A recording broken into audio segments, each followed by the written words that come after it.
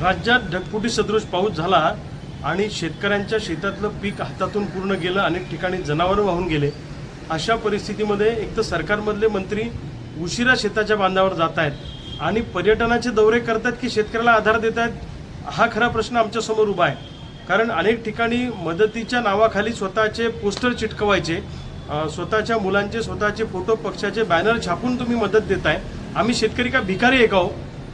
या हाताचं दान या हाताला कळू नये अशी महाराष्ट्राची संस्कृती असताना स्वतःच्या पक्षाचा दिंडोरा पिटायचा, स्वतःच्या नावाचा दिंडोरा पिटायचा मदतीच्या नावाखाली, असा उद्योग महाराष्ट्रातल्या अनेक नेत्यांनी आणि पक्षांनी सुरू केलेला आहे। हे अत्यंत दुर्दैवी आहे। ओला दुष्काळ आतापर्यंत जाहीर व्हायला पाहिजे होता आणि 100% नुकसान भरपाई मिळणं आम्हाला अपेक्षित आहे। यांनी 3 हेक्टरची मर्यादा आता 2 हेक्टरवर केली। 13,500 रुपये प्रति हेक्टर मिळायचे ते आता 8,500 रुपये प्रति हेक्टरवर आली।